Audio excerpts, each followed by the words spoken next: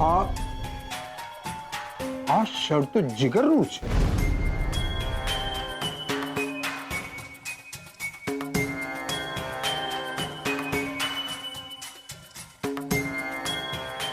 જીગરનું shirt સ્વીટુની રૂમમાં શું કરે છે? હું તો સ્વીટુને સંસ્કારી છોકરી કહેતો હતો.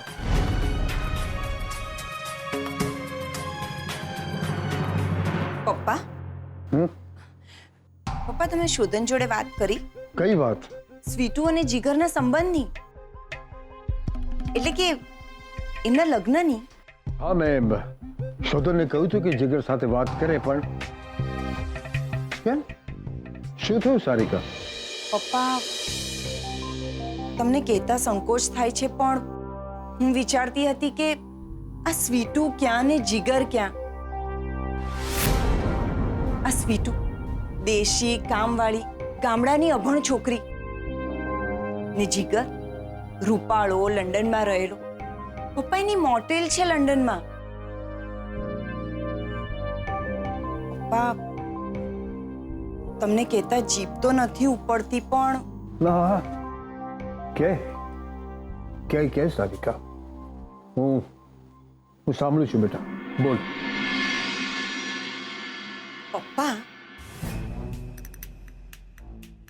આવી સીધી સાદી દેખાતી છોકરી જીગર જેવા છોકરાને ઘેલો બનાવતી હોય તો શું? શોધન પણ છે ઘરમાં. પપ્પા જીગર જેવા છોકરાની મતિ ભ્રષ્ટ થઈ જતી હોય અને આ હદ સુધી જઈ શકતો હોય તો છોકરો તો શોધન પણ છે. એક તો કામવાળી, બીજું જવાન લોહી, અને ઉપરથી એની આગળ પાછળ ના કોઈ રડવા વાળું છે ના કોઈ લડવા વાળું. તો વિચારો પપ્પા, એ કઈ હદ સુધી ન જઈ શકે. સારિકા બેટા, આમ તો એ છોકરી સંસ્કારી છે. પપ્પા સંસ્કાર જોઈ લીધા ને તમે એના? પપ્પા દીકરી થઈને આ બધું મારે તમને કહેવું પડે એવો દિવસ લાવી દીધો આ છોકરીએ. એનો ડોળો આપણા શોધન પર હશે તો? પપ્પા આગ લાગે ને ત્યારે કૂવો ખોદવા ન બેસાય, અને ત્યારે તો નહીં જ કે જ્યારે એ આગ આપણા ઘરમાં જ લાગવાની હોય. ક્યાંક એવું ન બને કે આવતા મહિનાની 7 તારીખે આપણા ઘર આંગણે લગ્નનો માંડવો તો બંધાય, પણ એમાં શોધનની બાજુમાં શ્રુતિના બદલે સ્વીટુ બેસે.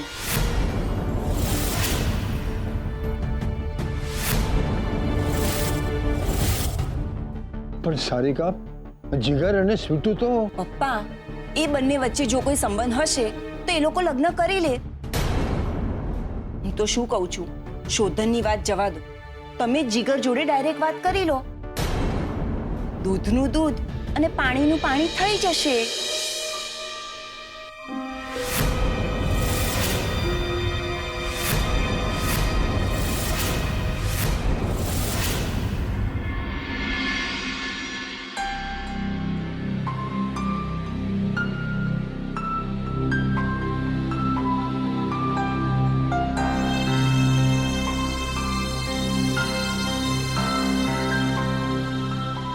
હું કોઈ ગોળ ગોળ વાતો નહીં કરું. જીગર તને પસંદ કરે, તારી સાથે લગ્ન કરવા ઈચ્છે છે. એનો બર્થડે નહોતો તો પણ એને નાટક કર્યું. કેમ? કારણ કે તું એ ઘરે રોકાઈ જાય. જો સ્વીટુ, એકવાર જીગરના લગ્ન થયેલા છે, તારા પણ લગ્ન થયેલા છે ને એકવાર. જો જીગરની વાઈફ એની સાથે નથી રહેતી તો તારો હસબન્ડ પણ તને છોડીને ગયો છે ને. જીગર ડિવોર્સી છે તો તું પણ ત્યક્તા છે. આમન પાંચમના મેળામાં સૌ જાત લઈને આવ્યા છે.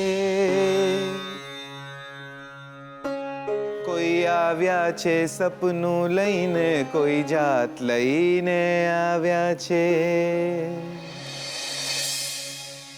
કોઈ ફુગ્ગાનું ફૂટવું લાવ્યા, કોઈ દોરાનું તૂટવું લાવ્યા. કોઈ અંગત કોઈ અંગત ફાડી ખાનારો એકાંત લઈને આવ્યા છે. આ મન પાંચમના મેળામાં સૌ જાત લઈને આવ્યા છે. બકા, મારી જેમ ગીત ગાઈ લેવાનું, રડવું ના આવે દિયોર.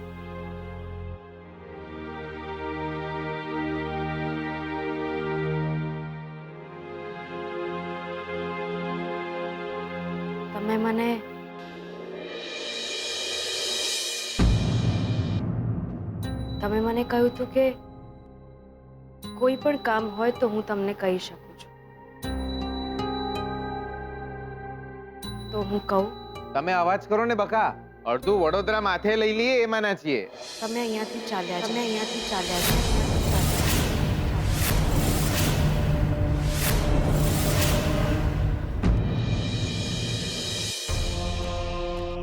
લાયા લાયા, બાકી તમે તો જોરદાર.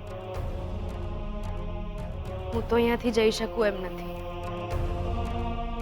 હું શું કહું, કેવી રીતે સમજાવું? તમે અહીંયા રોકાશો તો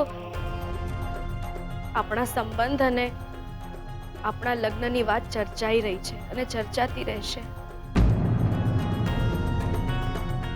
આટલું મારું માનો. ચાલ્યા જાઓ આ ઘર છોડી. મેલો ને દિયોર, તમે વડોદરાની ક્યાં માંડો છો?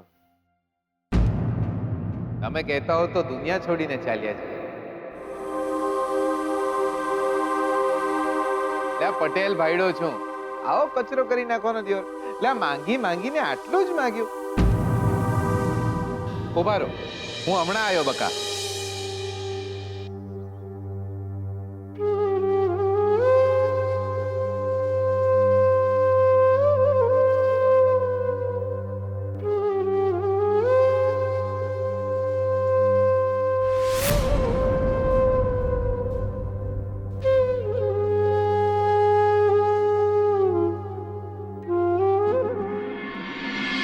હાલો બકા, હા ચાલ્યા આપણે. ધ્યાન રાખજો તમારું પણ અને ઘરનું પણ.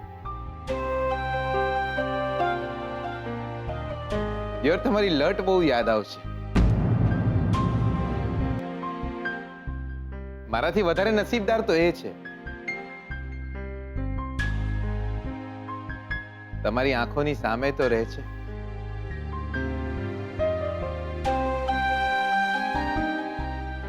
કોઈ આવ્યા છે સપનું લઈને, કોઈ રાત બનીને આયા છે. શીલા, ક્યાં જઈશ?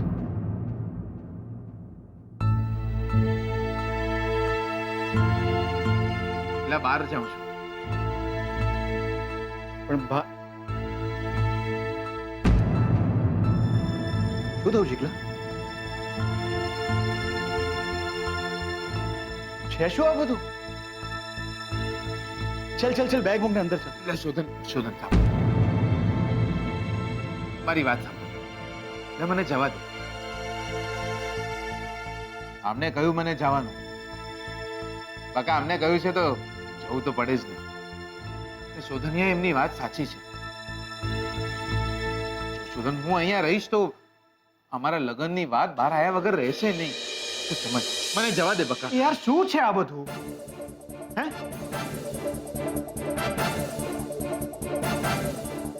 આ ઘર છે, જેટલું મારું છે એટલું તમારા બંનેનું છે. શું કરી રહ્યા છો તમે? કોની સામે ઝઘડું? જિંદગી સામે કે તમારા બંનેની સાથે?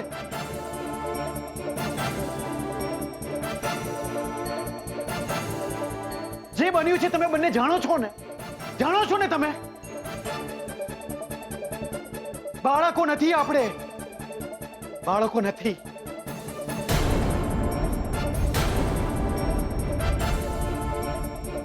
રસ્તો કાઢવાનો છે આ પરિસ્થિતિમાંથી. બેગો પડીને ચાલે જવાથી પ્રોબ્લેમનું સોલ્યુશન નથી આવવાનું. મારી વાત કઈ નથી સાંભળવું શીખલા મારે.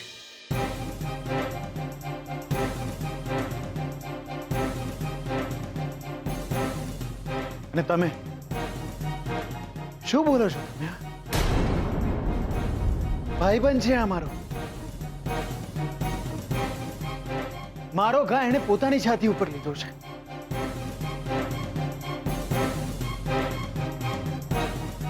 એ જે કંઈ પણ બોલે છે, વિચારે છે, એ બધાના સારા માટે કરે છે.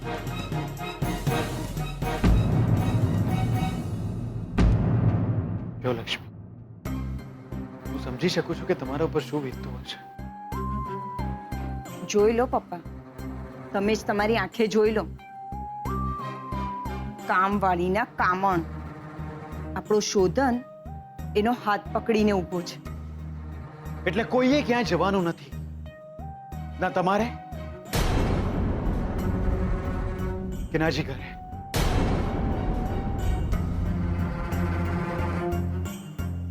તમે સમજતા કેમ નથી? આ છોકરો પણ આ ઘરનો એક હિસ્સો છે, ભાઈ છે મારો. અને તમે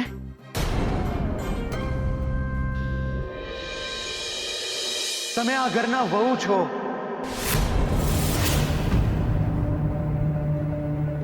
શોધન,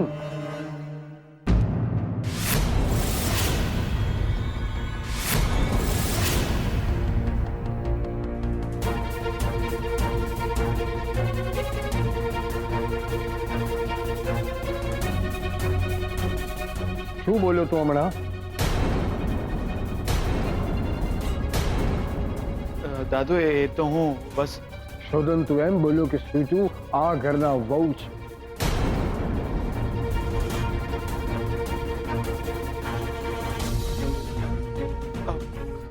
અરે દાદુ, વાત એમ છે કે શું વાત છે?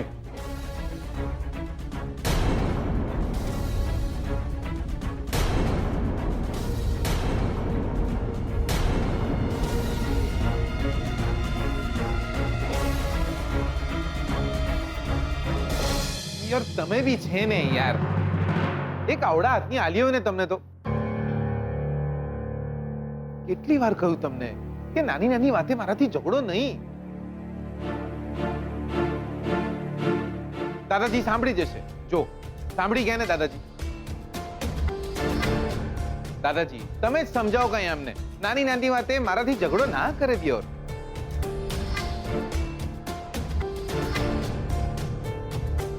તું વાતને ફેરવ નહીં જગલા.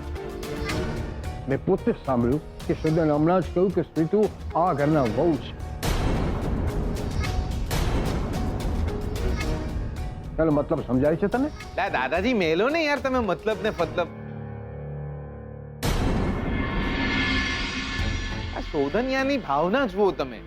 એ એમ કહેવા માંગે છે કે મારા અને આમના લગ્ન થાય તો આ ઘરના વહુ થયા કે નહીં?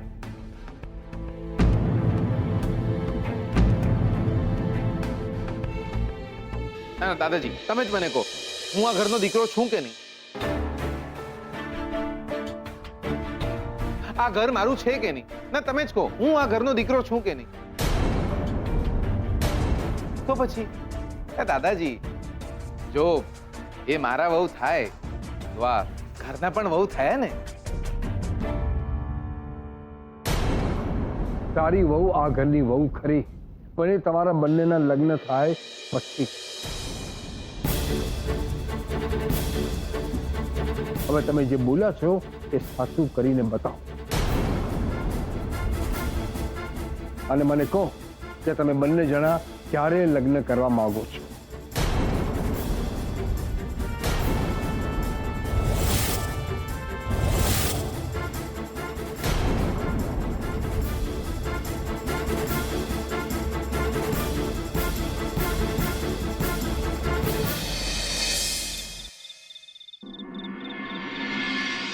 દીકરા ત્યાં શું કરી કાઢ્યું યાર?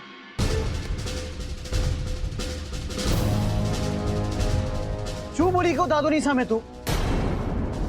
હવે શું થશે? દાદાજી એમ કહ્યું છે કે જે બોલ્યા છે સાચું કરીને બતાવો. બધું છે ને તારા કારણે થયું છે. મારા લીધે? તો શું? તમને બંનેને છે ને એક આવડા હાથની હાલવાની જરૂર છે. તમે આ ઘરના વહુ છો એવું મેં ડિક્લેર કર્યું હતું. એટલે વાત કરે છે. આ તો ધર્મ કરતા ધાડ પડી મારે તો. ફસાઈ ગયો છું હું તમારા કારણે. ના ના ના કહું છું આવતીકાલથી મારે તો છે ને મારા માથે લીંબુ મરચા બાંધીને જ ફરવું છે. એટલે પડવું જ નહીં ને લાઈફમાં આવા ટેન્શનમાં. આ તો સારું થયું કે હું ત્યાં હતો અને મારા મોઢે સરસ્વતી આયા. બાકી આ સ્વીટુ તારા વહુ છે એવું જો દાદાજીને ખબર પડી હોત ને તો તમને બંનેને હનીમૂન પર મોકલી દીધા હોત. તો બિચારા સુરતી ભાભીનો તો વિચાર કર. આખી જિંદગી શોપિંગ કરીને કાઢવી પડત બિચારાને. એટલે બચી ગયા તમે બંને જણા મારા કારણે, સમજ્યા? તમારે તો છે ને ભેગા મળીને મને 11.5 રૂપિયાનું ઇનામ આલવું જોઈએ ને એના બદલે જો શોધન અને સ્વીટુ તમે બી, એટલે તમને બંનેને કહું છું કઈ રસ્તો કાઢવામાંથી. એટલે આ બંને મહાઅનુભવો, એટલે નક્કી તો કરો તમારે કરવાનું શું છે. દાદાજી તો એમ કહ્યું છે કે જે બોલ્યા છે સાચું કરીને બતાવો. હવે કેવી રીતે બધું આ? હવે આપણે શું કરીશું? એટલે નહીં કરવું લગન તમારી જોડે. એટલે સાવ કચરો કરી નાખો છો તમે તો મારો યાર. અને આ દાદાજીને કીધા પર તો ગજ્યો પણ ના પહેણે તો આપણે શું લેવા પહેણવાના હતા? તમે ચિંતા ના કરો ને. જે કંઈ પણ બન્યું છે બધું જ મારા લીધે થયું છે. આજ સુધી ઘણી વાર એવું મન થયું કે બધાને કહી દઉં જે કંઈ પણ મારા અને લક્ષ્મી સાથે બન્યું છે.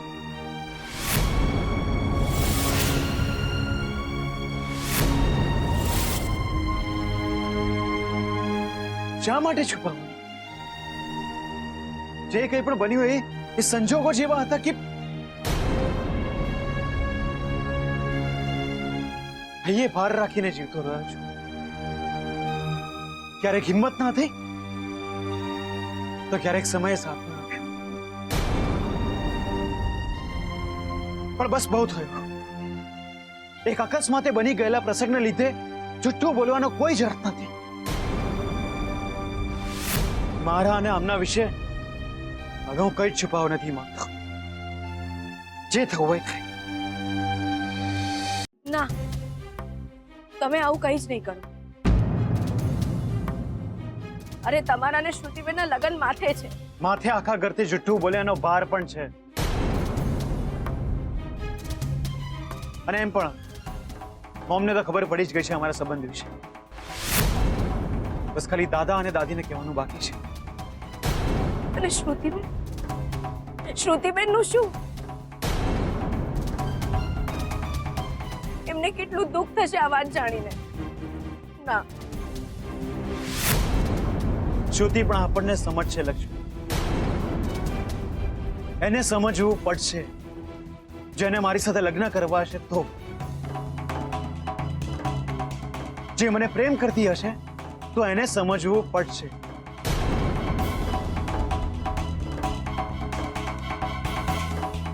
એટલે ના સમજે શોધન. કોઈ બી છોકરી આ વાત ના સમજે. તું સમજ. અરે એના માટે તો તું બીજ વર થઈ ગયો ગણાય. સમજ શોધન. જો એના માટે હું શોધન હોઈશ તો એ સમજ છે.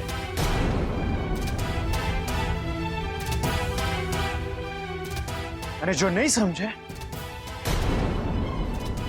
તો હું સમજીશ કે સાંભળો, મારી વાત સાંભળો. આવું ના કરતા.